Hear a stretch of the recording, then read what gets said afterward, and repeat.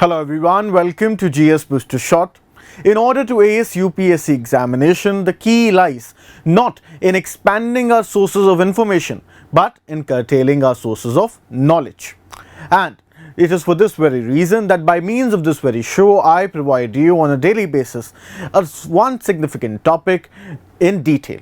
In our today's lecture, we are going to cover up the topic of informal economy and see the challenges with respect to it, actions taken by the government and the way forward. This topic deals with GS3, specifically Indian economy and issues related to employment. By means of this lecture, I am also going to cover an important discussion of Sunset TV, that is of the perspective show of Sunset TV. So, let us have a look, first of all, at the composition of India's informal labour force. So, roughly, today there are 475 million workers in India. Out of this, 42% workers work in the agriculture sector and therefore in turn they are informal workers. Apart from this, if we are to divide our workforce, we generally divide it between rural and urban workforce. If a comparison is to be drawn between the vulnerability of rural and urban workforce, the urban labour comes at a more vulnerable position. Why is that? Because in rural areas, even if an individual is earning suboptimally, the community helps the individual and basically the individual is having roots in that very area. Whereas when we compare this to the urban labour, in that very scenario, the urban informal worker does not have roots in that urban area and therefore in order to sustain himself, he faces difficulty. A valid example of this would be the mass migration of workers during the COVID times. Why were the workers actually migrating to their own villages during the COVID times? Because they had a base over there, they had roots over there. Neither did they had an income over here nor did they had income over there. But still they preferred to live in their villages, in their rural areas. Now, let us see the introduction. If one is to ask us as to what is informal economy, what are we going to say? Basically, if we are to see the distinction between formal and informal economy, it is basically just an artificial distinction. Why do I say this? Every work, every business starts in an informal fashion until and unless it is regulated. The moment a business is started to be governed by certain rules, regulations and laws, at that very point in time, it becomes part of the formal economy. As per ILO, internationally, about 60% of workers participate in informal economy. This is true not only with respect to emerging and developing economies, but also with respect to developed economies. The periodic labour force survey states that 90% of Indian workforce is actually employed in the informal sector. Now we can see a difference between the international mean and what is with respect to India. Internationally they are about 60% if we are to take into account the entire workforce around the world in informal sector, whereas in India it is 90%. Now, if we are to see the contribution of workforce in major sectors of economy, then we find that the unskilled workforce is predominantly heavy in sectors such as agriculture, forestry, fishing, trade, accommodation, food services, construction, real estate. And as we all know that Indian economy actually leapfrogged to the tertiary sector with having the manufacturing sector not so developed. However, the tertiary sector, the services sector, was not able to provide that amount of formal employment as would have been expected from it. Now, let us see some of the challenges that informal workforce face in informal economy. Now, some of the standard challenges that we have been reading about since long are long working hours, low pay, working conditions, bad working conditions, high turnover, low job satisfaction, low job security, difficulty in exercising rights. From this very aspect, if we are to see the situation of platform workers, there have been cases going on in high courts with respect to workers of Uber and Ola, and they've been demanding today their more rights from Uber and Ola. And this is how we see that how it has been difficult for these workers to actually come together and ask for their rights. Child labor, forced labor and discrimination in pay are also some of the features of informal workforce. Now, however, when writing answers, it is important to mention three key problems with respect to informal sector, informal economy. What are these three issues? Number one is with respect to job security. Number one is wage security. Number two is job security, and number three is social security. So now, the laws and regulations across India which have been formed try to actually seek to solve these problems.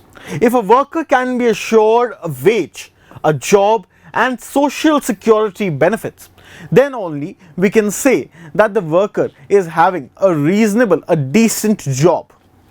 Now let us see how in our country are we addressing these issues and what is the actual perspective behind these issues.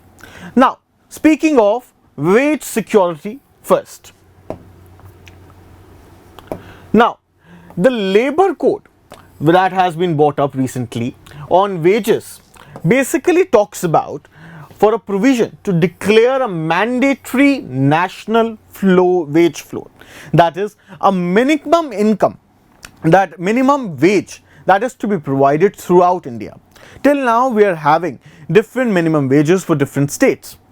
Now, questions have been raised as to why is there a need of a national minimum wage.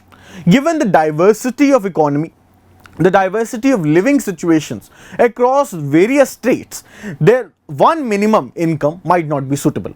However, the counter argument has been, and this has also been supported by the Supreme Court, that we would naturally need a reference point when we are judging whether an individual is getting a fair wage or not.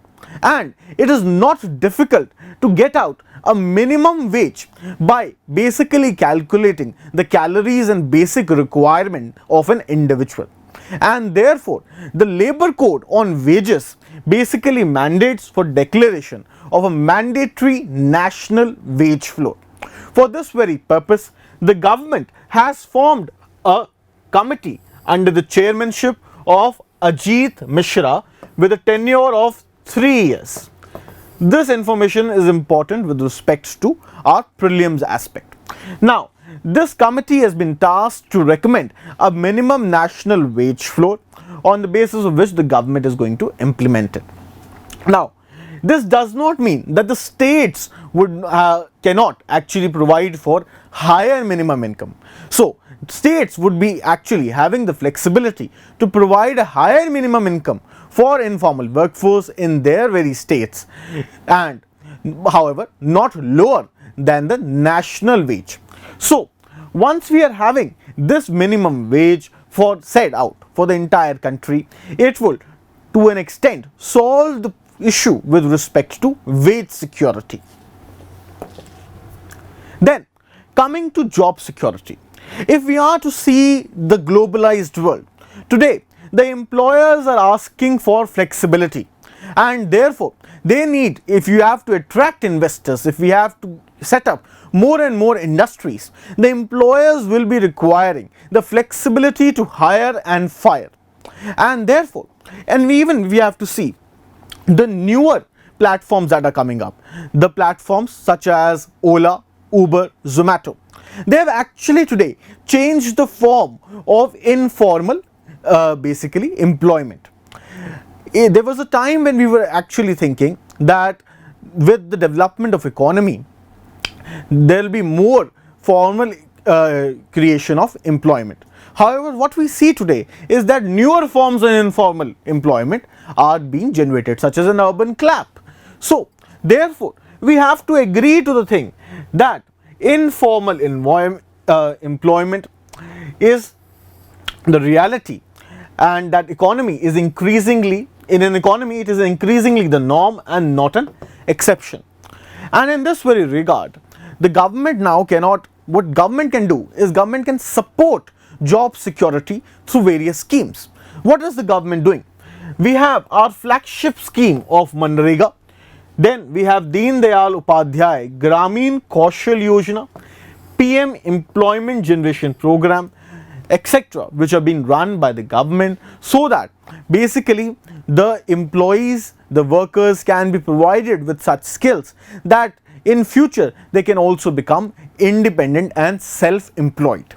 In this very respect, this is how we are actually managing the issue of job security. On one hand, where we cannot actually stop the informal economy being penetrating into the economy, because in the globalized world this is required to attract companies.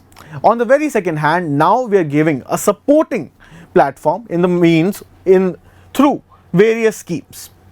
Then lastly, we have social security.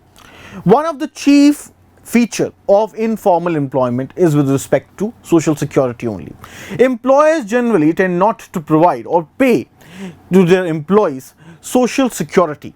For example, they are not being paid maternity leaves in basically informal sector, and therefore it is where the government actually needs to step in the most, and the government has actually. The government through various schemes is also trying to incentivize the employers so as to provide for social security benefits for their employees. For example, a notable scheme under this is Atmanirbhar Bharat Rozgar Yojana.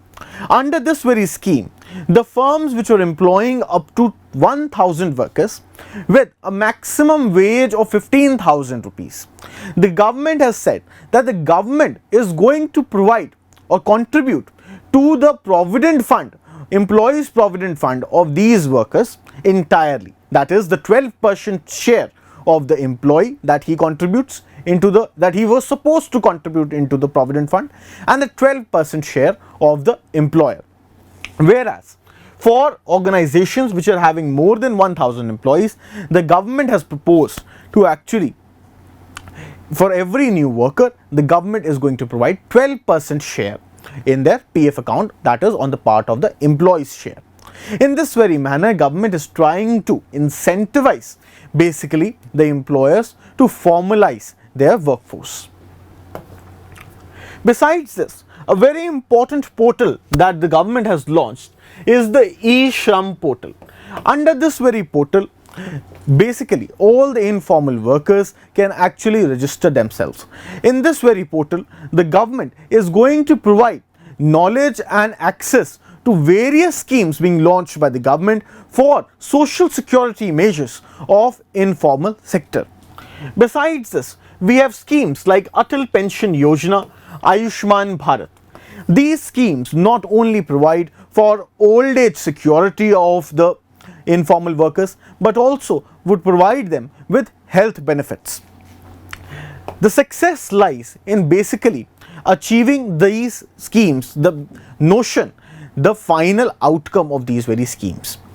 Other than that, there are various other steps taken by the government. These steps can also be mentioned in our answers so as to make them more effective, such as Vocal for Local campaign so as to create more jobs, then production linked incentive schemes. If we are to increase production, government is providing incentives.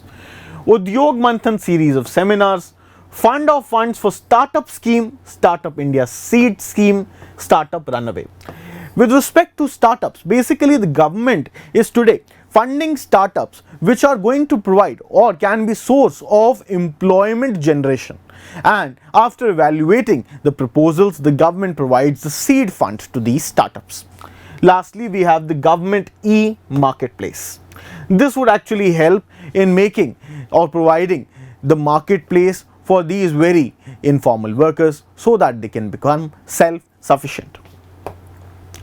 Lastly, what is the way forward? Number one is the earliest implementation of the new labor code. Number two is spreading more awareness and enhancing enrollment of workers in government schemes. Now, government has actually launched up various schemes, but how many workers do we see actually taking access to these schemes? And the government needs to actually therefore run certain campaigns so as to basically provide them information about these very schemes. This very segment is also a segment that is ill-informed also and does not have more knowledge about the benefits that the government gives. Lastly, streamlining and collection of data with respect to labor force. There is a requirement of streamlining our data, updating our data also on a continuous basis. Only then can these schemes would be made more and more effective. Now, this is all with respect to this very topic of informal economy. Should you have any doubts, feel free to put your doubts in the comment section. I'd be more than happy to reply to them. I am also attaching the PDF of this very lecture along with it for your ready reference. Thank you and have a nice day.